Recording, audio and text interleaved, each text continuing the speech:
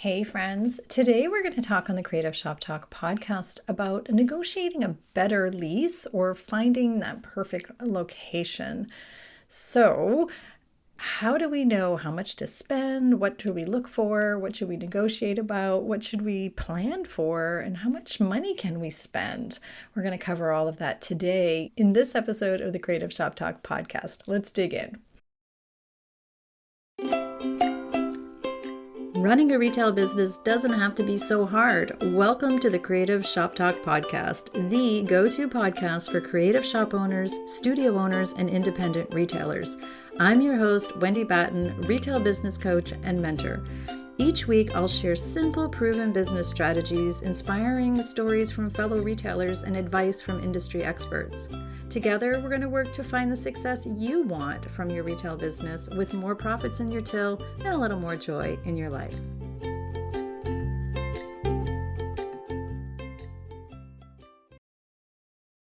Okay, if you're looking for a new location, or maybe you're moving, or maybe a second location, we have a tendency, most of us, most of my listeners anyways, I think are heart-centered and creative and passionate about what we do. So we have a tendency to fall in love with a location first. I see this all the time. Recently, I had a client, or two actually. I've had two different clients that have kind of gotten themselves into this messy bit of finding a location. So before we dive into signing a lease and falling in love with a location, we have to do a little bit of recon, a little bit of work. And I just want to give you an outline of some of the things that I recommend that we do before we jump into that lease. It can be a lot. It can be a lot, right? So some of the things to look out for and how to plan a budget around that. So I have seen it gone sideways. And, I've had personally that fall in love thing. I've had that happen. I had that happen with my cafe. I also, before retail, I've had also a couple of retail locations. So I know of what I speak. And you may also know, some of you might know this, if you're a new listener, you may not, but my dad was a leasing manager for a large retail chain, a large leasing company. So I listened my whole life around the table. Well, he talked shop, and a lot of what he was talking about was leasing agreements. So it seemed quite simple to me, but I actually fell in the trap of, falling in love with the location first without, maybe doing all my proper due diligence as well too. So, I do have a lot to say about leasing. So let's kind of jump in. The first thing is, how much do we budget for? This is a question my clients ask me all the time. And that's the yucky part, right? We drive by this beautiful location on Main Street or wherever, and you're like, oh, I fall in love. And I've had lots of clients come to me with that exact experience. Now, I am not a leasing manager. I am not usually walking people through, but I can give you some tips as far as, how to decide if this is the right location.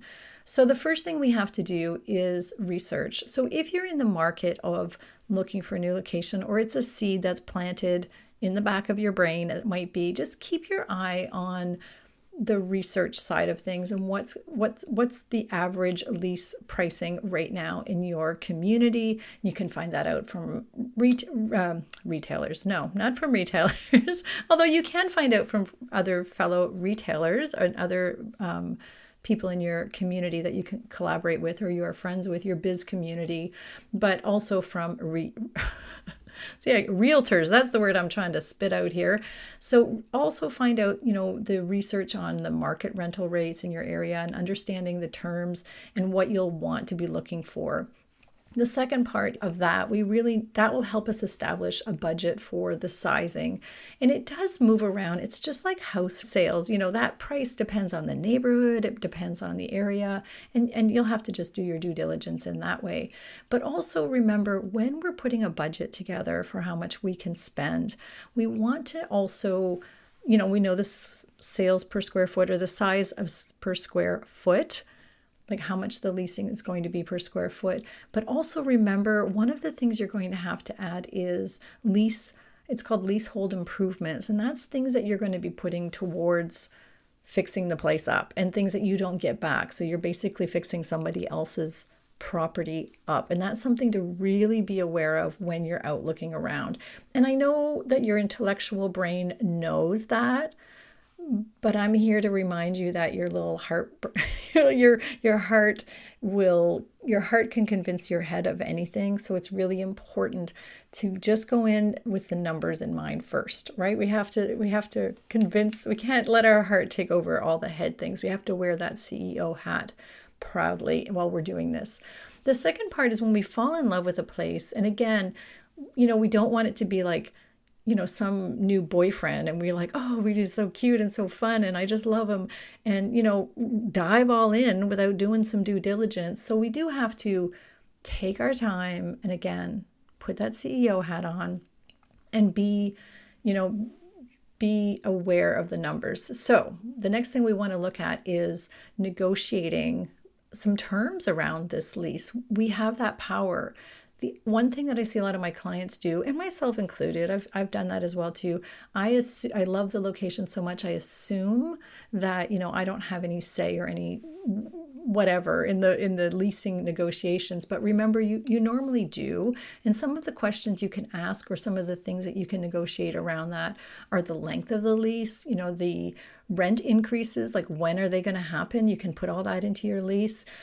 Any renewal options, any incentives, any, as like parking or again, leasehold improvements. I've seen some of my clients who put in leasehold improvements and the owner will pay part of that. So you can negotiate part of that. Allowances is what they call that.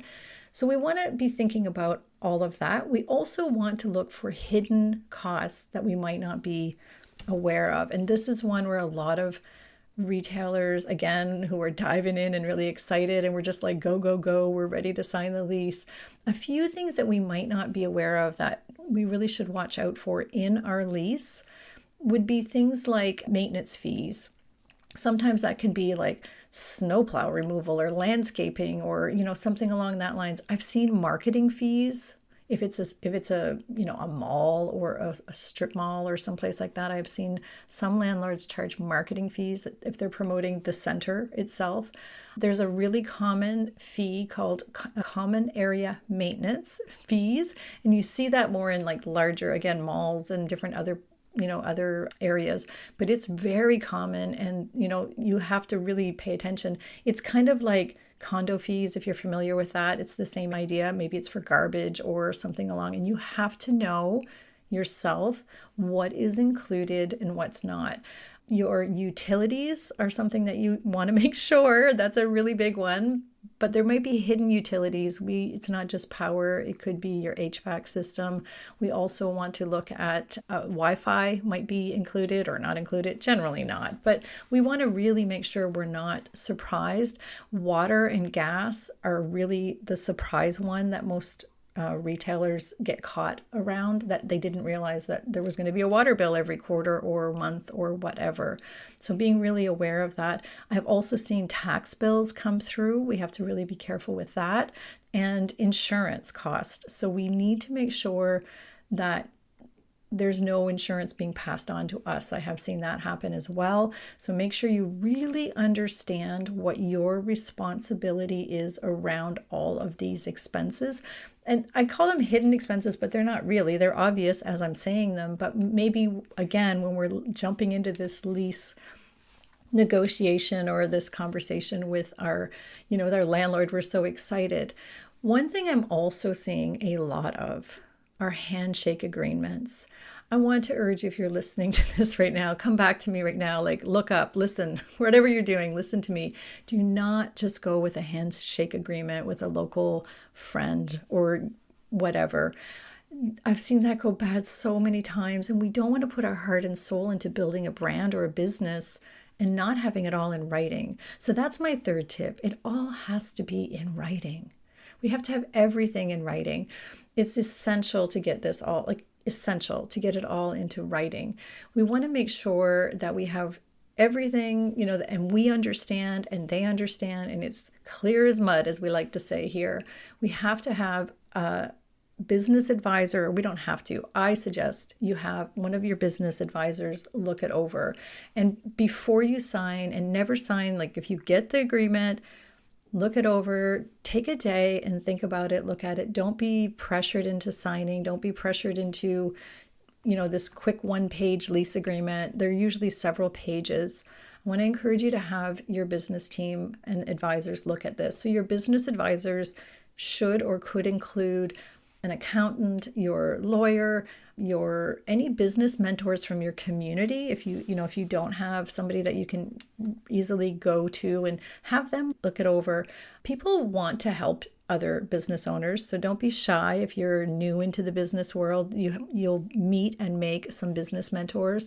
If you have a business coach, I've had lots of my clients just talk through their lease agreements. Again, I'm not a lawyer.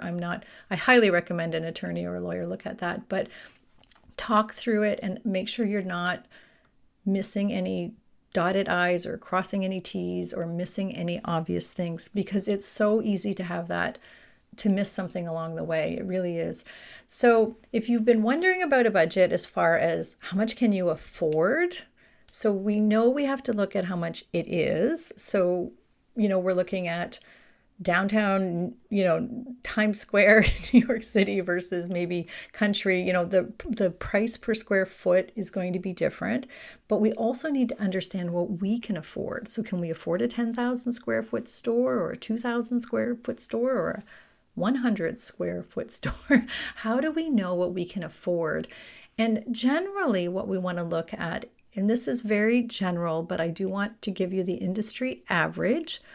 If your rent is 8 to 10% of your top line revenue, your gross revenue, your sales this week, right, or your sales per month, that will give you an idea if you're in the ballpark or how much you need to make. So if you're already in business and how approximately, and you're what you're doing revenue wise, you can tell if the store is going to be bigger or smaller or whatever. You can kind of gauge that. If you're new to business, this is the number you have to sort of start budgeting around. Like, we have to make X number of dollars in sales, and let's say 10% of that is going towards rent. And we'll have a whole other episode about how to break down, all the other things. But for rent, we want to look at no more than 10%.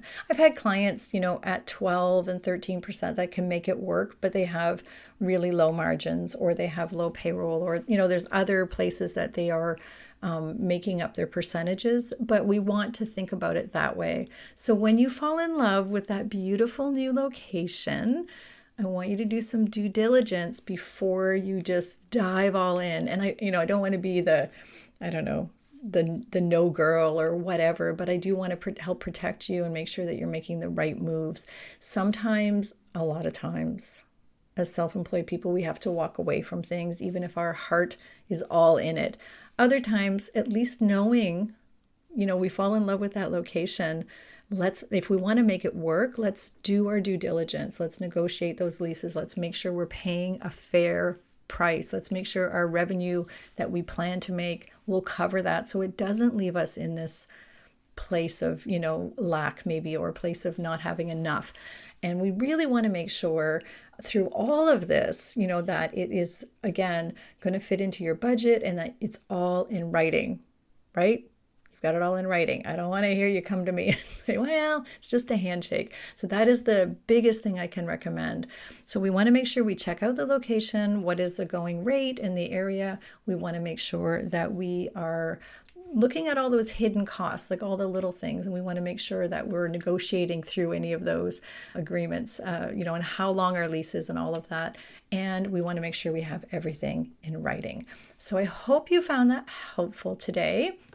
I know it's kind of a quick podcast for you today. I've had so many people right now. I feel like maybe spring is a time we're starting to think about new things.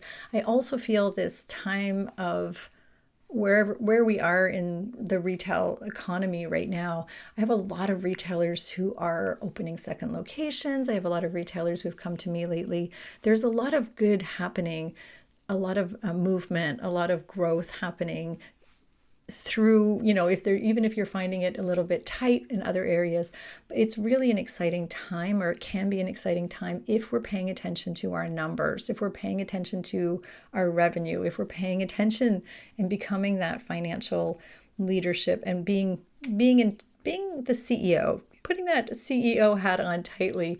And I'm seeing a lot of that right now. So I wanted to do this episode because I've had so many clients asking me, how much should our rent be? And how do we negotiate a lease? So I wanted to bring that all up to you today. So I hope you found that super helpful. Put your CEO hat on. Remember, our heart can convince our head of anything.